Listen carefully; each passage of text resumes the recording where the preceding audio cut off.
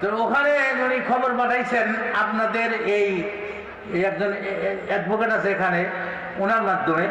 তখন উনি বলল যে আপনারা কালকেই মিস্ত্রি আইনে দেখবেন দোতলার ভিতরে রড সিমেন্ট কি পরিমাণ টাকা লাগে সব উনি একাই দিয়ে দেবে।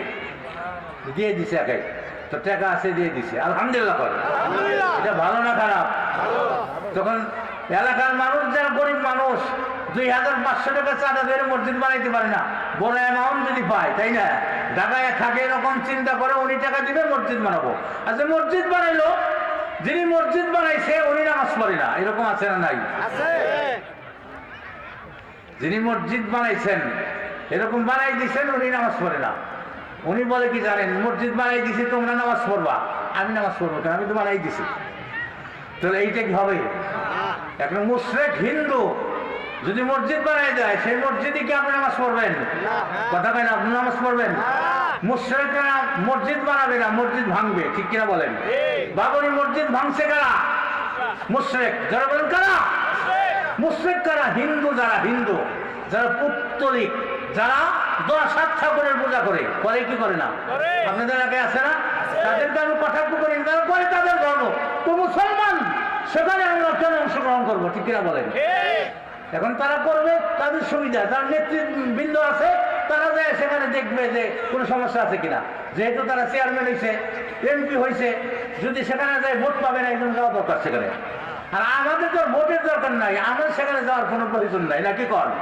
এখন বলেন তো এই যে ওয়াজ হইতেছে, এই এলাকার কয়েকজন হিন্দু আপনাদের এখানে বসছে, আপনি দেখাইতে পারবেন? দেখাইতে পারবেন? ঈদের মাঠে কোনো হিন্দু আছে? তা আপনারা যে বলেন যে ওই উৎসব তো আমাদের সবারই, ওই আমরা গেলাম ওখানে দুর্গা পূজার ভিতরে, এটা শরীক হয়েছেন মানে মুসলমানের খাতা থেকে নাম কাইটে গেছে, নাম নাই, ঠিক কিনা বলেন? আপনি যে ওই মূর্তির সামনে বললেন খুব সুন্দর হয়েছে, সাংঘাতিক মনে কথা বলব, এই কথা আপনি বলছেন, সাথে সাথে আপনার ইমান শেষ, ঠিক কিনা বলেন?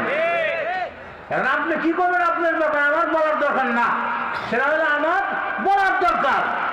হক কথা আমি বলবো, ঠিক কিনা বলেন? সত্য কথা বলবো, হক কথা বলবো, এটা আমার দায়িত্ব। সময় তো হাজির একটু জিকির করে লা ইলাহা ইল্লাল্লাহ, লা ইলাহা ইল্লাল্লাহ, লা ইলাহা ইল্লাল্লাহ, লা ইলাহা ইল্লাল্লাহ, লা ইলাহা ইল্লাল্লাহ, লা ইলাহা ইল্লাল্লাহ, লা ইলাহা ইল্লাল্লাহ, লা ইলাহা ইল্লাল্লাহ, লা ইলাহা ইল্লাল্লাহ, লা ইলাহা ইল্লাল্লাহ, লা ইলাহা ইল্লাল্লাহ, লা ইলাহা ইল্লাল্লাহ, লা ইলাহা ইল্লাল্লাহ, লা ইলাহা ইল্লাল্লাহ, লা ইলাহা ইল্লাল্লাহ, মুহাম্মাদুর রাসূলুল্লাহ সাল্লাল্লাহু। আপনারা বসছেন, আজকে মাঝখানে যে খালি জায়গা রাখছেন, ওই জায়গার ভিতরে কাটা আছে নাকি? এই শোনেন, এই মাঝখানে যে খালি জায়গা রাখছেন, ওই জায়গার যে কাটা আছে না পায়খানা এখানে আছে, তাহলে এইভাবে কেন বসছেন? আগে বসেন, আগে আসেন, সামনে আসেন, ফ্ল্যাট করে বসেন, এটা তো বেদবি হয়, আদবের খেলাফ হয় ভাই। আপনারা সামনে এসে বসেন, পিছনের ভাইয়ের পিছনে বসবে। লা ইলাহা ইল্লাল্লাহ, লা ইলাহা ইল্লাল্লাহ, লা ইলাহা ইল্লাল্লাহ, লা ইলাহা ইল্লাল্লাহ, লা ইলাহা ইল্লাল্লাহ, লা ইলাহা ইল্লাল্লাহ, মুহাম্মাদুর রাসূলুল্লাহ সাল্লাল্লাহু আলাইহি ওয়াসাল্লাম। আমার ভাইরা, আমি আপনাদের মাঝে সূরা তাওবার 2টি আয়াত তেলাওয়াত করেছি, সেখান থেকে আমি ইনশাআল্লাহ আলোচনা করব।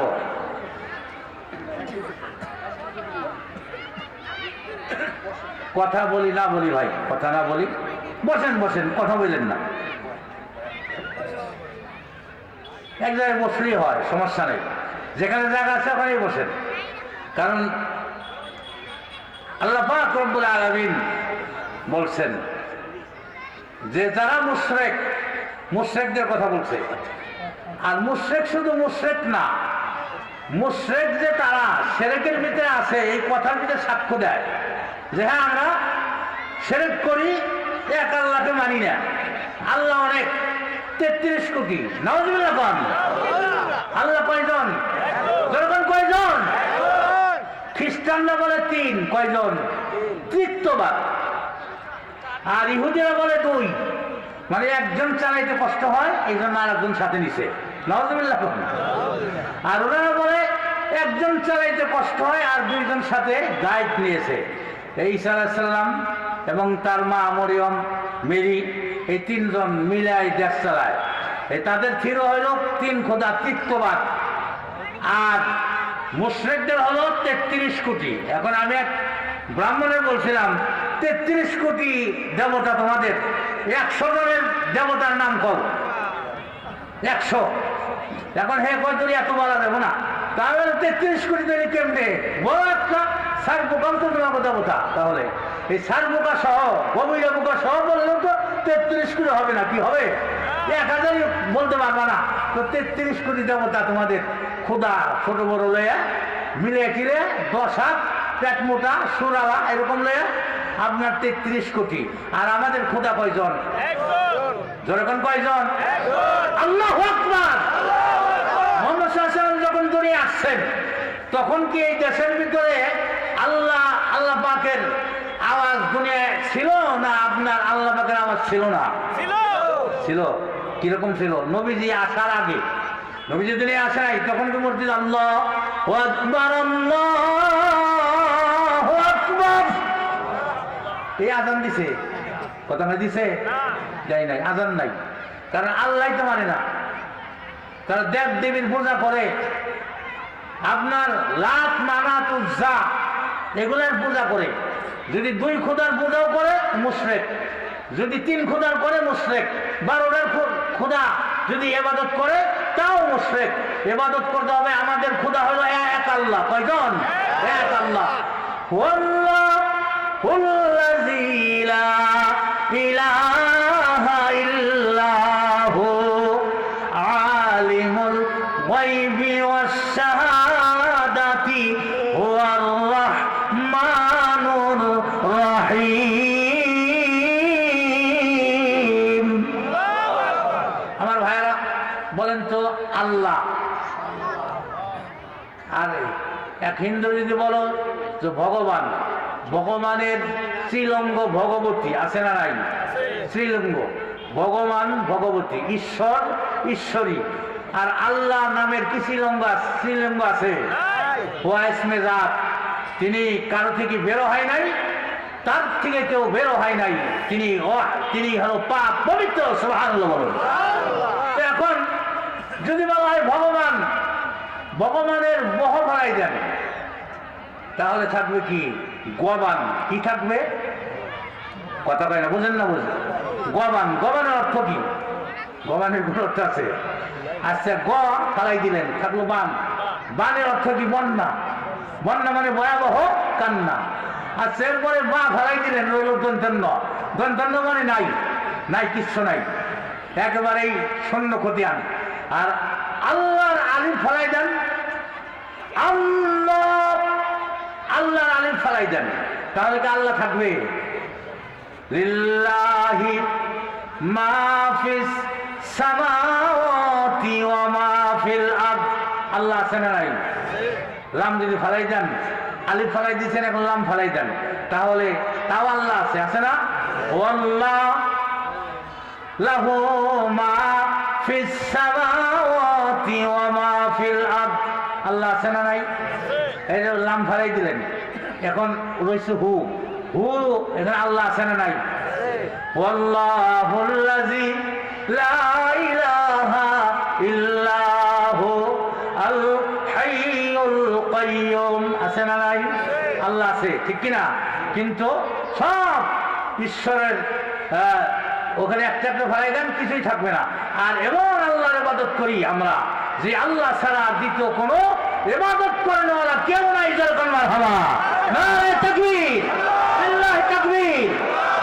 আমার ভাইরা, ওই আল্লাহ বলেন, এই পৃথিবীর মানুষেরা যারা মুশরিক এবং তারা শিরকের, তারা কি দেয়? স্বীকারোক্তি দেয় আমরা মুশরিক আছি, শিরক করতেছি, আরো করব।